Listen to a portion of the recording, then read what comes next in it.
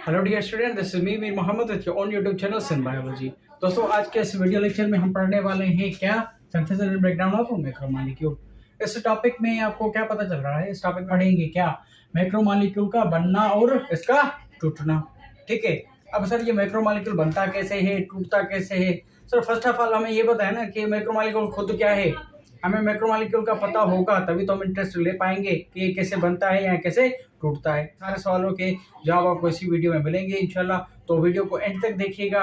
अगर कॉन्सेप्ट्स अच्छे लगे तो अपने सर के चैनल को सब्सक्राइब कर दीजिएगा। थैंक्स।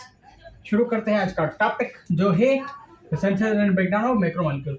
दोस्तों, मैक्रोमोलेक्यूल का कॉन्सेप्ट समझने से पहले मैं आपको एक कॉन्सेप्ट देना चाहता हूँ, ठीक है, जिसके थ्रू आपका ये कॉन्सेप्ट बिल्कुल क्लियर हो जाएगा। सही, वो क्या है दोस्तों? देखो, बायोलॉजिकल मॉलिक्यूल। मैक्रोमोलेक्यूल को समझने से पहले थोड़ा आपको इसका लॉजिक दे दूं ताकि आप मैक्रोमोलेक्यूल को इजीली समझ पाओ, रटो नहीं समझ पाओ। ठीक है, अगर ये रटना होता तो मैं बता देता हूँ मैक्रोमोलेक्यूल लार्ज मॉलिक्यूल को कहते हैं, ये वो सारा हो जाता, बट मुझे रटवाना नहीं है, कॉन्सेप्चुअल वे में आपको मुझे सिलेबस करवाना है। ठीक है, तो शुरू करता है कॉन्सेप्ट्स को।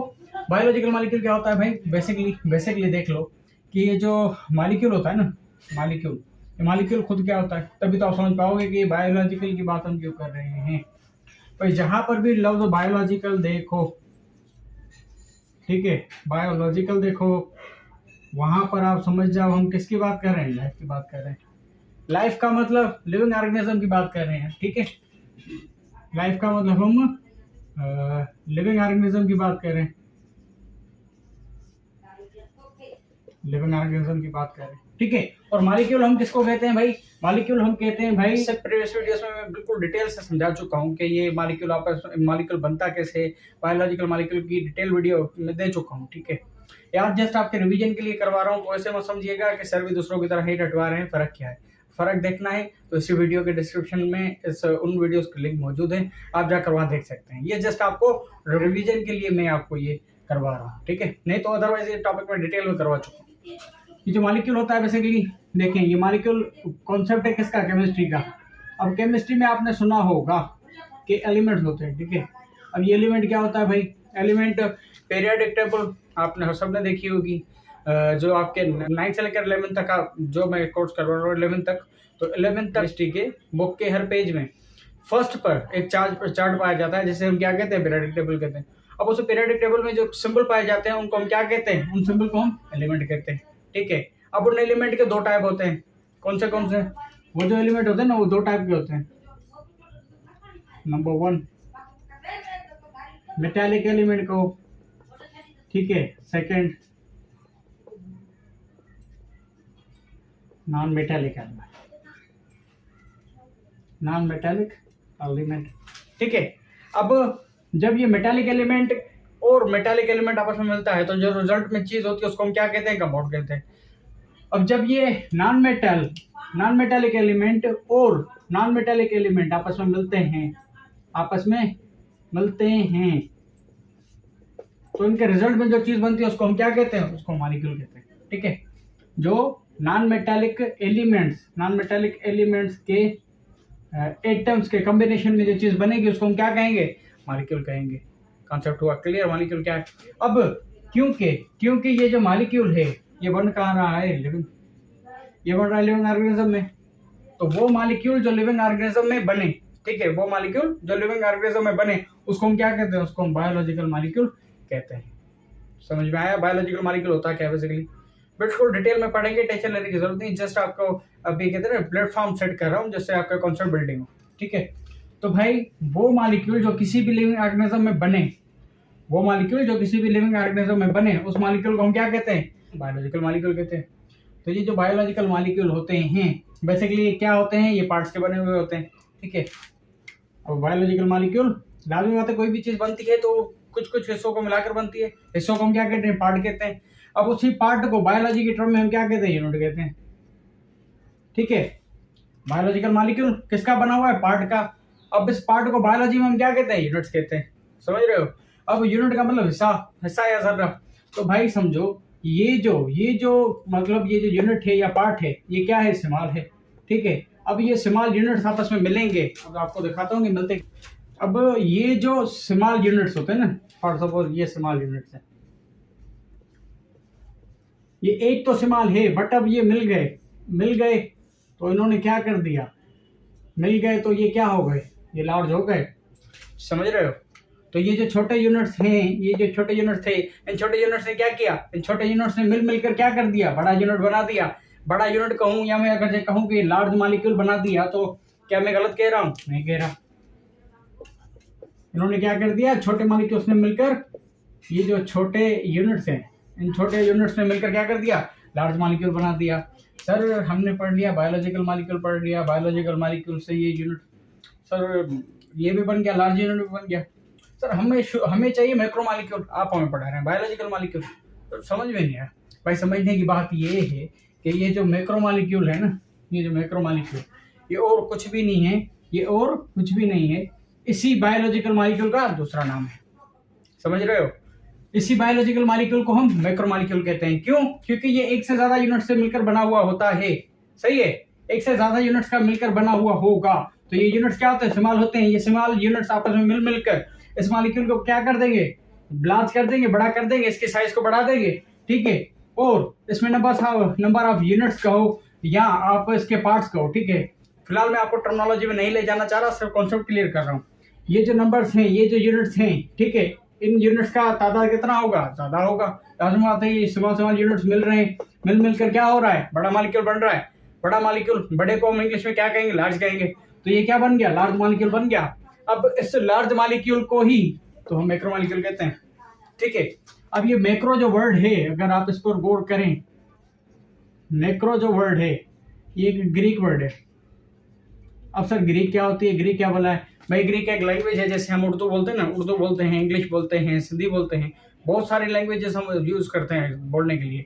हमारे दिमाग में जो आइडिया चलते हैं, उस आइडिया को दूसरे तक कन्वे करने के लिए जो चीज हम इस्तेमाल करते हैं उसको हम जुबान कहते हैं, जुबान को हम लैंग्वेज कहते हैं। ग्रीक लैंग्वेज का एक वर्ड है मैक्रो, जिसका मतलब क्या होता है, जिसका मतलब होता है लार्ज या लॉन्ग। अब भाई ये लार्ज या लॉन्ग क्यों हुआ, आपको बता दिया कि भाई ये जो बायोलॉजिकल मॉलिक्यूल होते हैं, ये छोटे छोटे पार्ट यानी यूनिट्स के बने होते हैं। अब ये यूनिट क्या करेंगे, स्मॉल यूनिट्स मिलकर आपस में क्या करेंगे, लार्ज मॉलिक्यूल बनाएंगे, और उसी लार्ज मॉलिक्यूल को हम क्या कहते हैं, मैक्रो मॉलिक्यूल कहते हैं। ठीक है, कॉन्सेप्ट हुआ क्लियर? तो आगे चलने से पहले मैं आपको कुछ बताना चाहता हूँ, थोड़ा कॉन्सेप्ट क्लियर करवाना चाहता हूँ, कुछ टर्म्स हैं। तो भाई देखो, ये जो बायोलॉजिकल मॉलिक्यूल हैं, इनको पढ़ने से पहले मैं आपको एक छोटी सी चीज सिखाना चाहता हूँ, जैसे हम क्या कहते हैं, ग्रीक काउंटिंग कहते हैं। ठीक है, क्या कहते हैं, ग्रीक काउंटिंग कहते हैं। जैसे हम उर्दू में गिनते हैं 1 2 3 4 5 6 7 8, ये हमारे न्यूमरल्स हैं, ये हमारी काउंटिंग है। ठीक है, इंग्लिश में गिनते हैं 1 2 3 4 5 6 7 8 9 10। ठीक है, तो भाई ग्रीक एक लैंग्वेज है, तो उस ग्रीक लैंग्वेज में भी क्या थे, ग्रीक लैंग्वेज में भी काउंटिंग है। ठीक है, तो ग्रीक लैंग्वेज की काउंटिंग को पढ़ेंगे तो आगे चलकर हमारे कॉन्सेप्ट और भी क्लियर हो जाएंगे। सर आप से पढ़ा रहे हैं, सर हम देख रहे हैं कि मैक्रो भी ग्रीक वर्ड है, हम बायो शुरू किए तो बायो भी ग्रीक वर्ड है। सर हम इसको पढ़ तो रहे हैं, फिर पढ़ने का फायदा? भाई समझो, समझते हैं हम अपनी लैंग्वेज में हैं, पर ये जो डिस्कवरीज हैं, ये सारे जो टर्म दिए हुए हैं, ये किसने दिए हैं, ये ग्रीक्स ने दिए हैं, ये कोई हमारी रिसर्च नहीं है, तो ये ग्रीक्स की रिसर्च है। अगर हमें ये समझना है, कॉन्सेप्ट समझना है, रटा नहीं मारना, तो हमें क्या करना है, हमें ग्रीक्स की काउंटिंग सीखनी है। ठीक है, तो चलिए वो ग्रीक की काउंटिंग आपको सिखाता हूँ। ग्रीक की कॉन्सेप्ट, आगे कॉन्सेप्ट क्लियर करने से पहले ये छोटे से बस ये आप काउंटिंग देख लीजिए, उसके बाद आपका जो कॉन्सेप्ट होगा वो क्लियर हो जाएगा। अब सर ग्रीक में मोनो एक को कहते हैं, मतलब 1 2 3, जैसे हमारे न्यूमेरिकल्स होते हैं ना, न्यूमेरिकल्स होते हैं, काउंटिंग होती है 1 2 3 4 5 जाते जाते 10 तक। ठीक है, मैक्सिमम मैं यहाँ पर 10 तक लिख देता हूँ। ठीक है, 10 को ये 10 तक लिख दिया। भाई एक को ये क्या कहते हैं, मोनो कहते हैं। 2 को ये क्या कहते हैं, डाई कहते हैं। ट्राई को ये क्या कहते हैं, ट्राई कहते हैं। 4 को टेट्रा, 5 को पेंटा, 6 को हेक्सा, 7 को हेप्टा। ठीक है, अब ये जो 3 है ना, तीन ये 3 क्या हो गया, एक से ज्यादा हो गया। ठीक है, एक से ज्यादा हो गया, ये मोर देन 1 लिखा है मैंने, मोर देन 1 मतलब एक से ज्यादा, परेशान होने की जरूरत नहीं है, एक से ज्यादा हो गया। तो भाई ज्यादा के लिए हम इस्तेमाल क्या करते हैं, मेनी। ज्यादा को इंग्लिश में क्या कहते हैं, मेनी। ठीक है, तो ग्रीक लैंग्वेज में एक टर्म होता है जिसको हम पोली कहते हैं। ठीक है, जैसे हमारे यहाँ मैनी होता है ना, वहां पर ये वर्ड पोली होता है। पोली का मतलब, पोली मीन्स मैनी। ठीक है, पोली मीन्स मैनी मतलब एक से ज्यादा। सही। सर आपने तो बता दिया कि ये जो मैक्रोमॉलिक्यूल होता है ये यूनिट्स या पार्ट्स का बना हुआ होता है। किस चीज का, यूनिट्स को या पार्ट्स को, यूनिट्स या पार्ट्स का बना होता है। अब भाई यूनिट्स और पार्ट के लिए बायोलॉजी में जो टर्म यूज किया जाता है उसको हम क्या कहते हैं, मर कहते हैं। ठीक है, मर, ये मर भी क्या है, एक ग्रीक वर्ड है। मर, मर मतलब यूनिट या पार्ट, यूनिट या पार्ट आप समझो, तो इसका मतलब हिस्सा, टुकड़ा। ठीक है, अब ये क्या करेगा, ये मर जो है, ये मर मिलकर क्या बनाएंगे, मैक्रोमोलिक्यूल बनाएंगे। इसको मर कहो, माइक्रोमोलिक्यूल कहो, आपकी मर्जी, आपकी मर्जी। ठीक है, अब ये जो मैक्रोमोलिक्यूल होता है, इसमें आपको मैं बता रहा हूँ कि ये इसमें एक से ज्यादा ये यूनिट होते हैं ना, एक से ज्यादा यूनिट पाए जाते हैं। मतलब ये एक से ज्यादा यूनिट्स का बना होता है। जैसे ये मैं छोटे यूनिट्स लिख रहा हूँ, अब ये एक से ज्यादा यूनिट्स हैं। एक से ज्यादा के लिए मैं आपको पीछे ग्रीक काउंटिंग में सिखा के आया हूँ कि हम यूज करते हैं मैनी।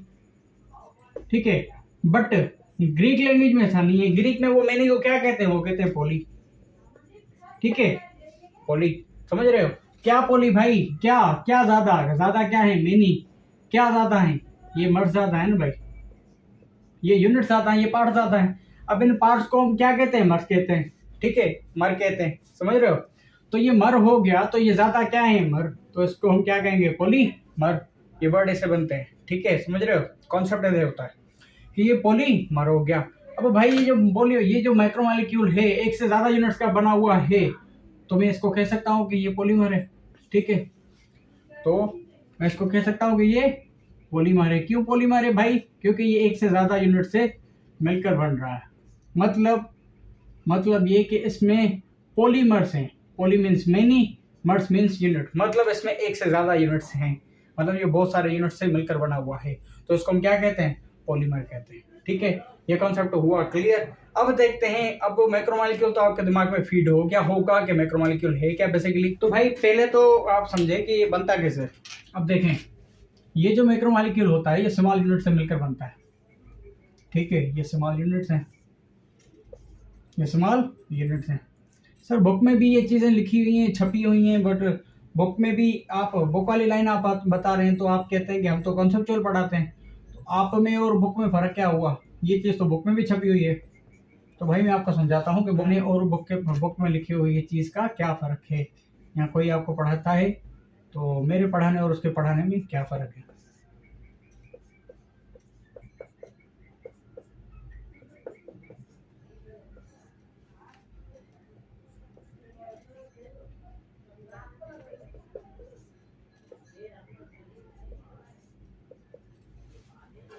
ठीक है, तो ये यूनिट्स हैं। फिलहाल मैं आपको टिपिकल टर्मिनोलॉजी में नहीं ले जाना चाह रहा, सिंपल समझो, ये यूनिट्स हैं। यूनिट्स मतलब पार्ट्स हैं। क्या हैं ये, पार्ट्स हैं। पार्ट्स या यूनिट्स को अभी अभी हमने समझा कि यूनिट या पार्ट को बायोलॉजी में क्या कहते हैं, मर कहते हैं। ठीक है, क्या ये एक मर है, नहीं, ज्यादा है, तो मैं इसको क्या कह दूंगा, मर्स कर दूंगा। बट ये सिंगल क्या है, सिंगल एक एक जो है, ये क्या है, अकेला। अकेले को अगर हम देखेंगे, इंडिविजुअल मर को देखेंगे, तो ये क्या है, सिर्फ मर है। मर का मतलब अगर मैं अकेले को देखूं तो, ठीक है, सबको नहीं, अकेले को देखूं, ये अकेला, तो ये क्या है, मर। अब ग्रीक काउंटिंग में हमने सीखा कि एक के लिए हम क्या कहते हैं, ये कौन सा कितना है, ये एक ही है ना भाई, तो इसे एक को हम क्या कहते हैं, मोनो कहते हैं। इसे एक को हम क्या कहते हैं, मोनो कहते हैं।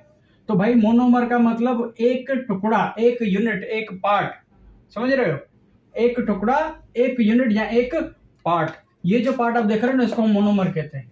अब ये मोनोमर क्या करेगा, ये मोनोमर ही आपस में मिलेंगे। ठीक है, ये मोनोमर कैसे मिलते हैं आपस में, देखते हैं। ये भाई एक मोनोमर, ये एक मोनोमर हो गया, ये मिलेगा किससे, दूसरे मोनोमर से।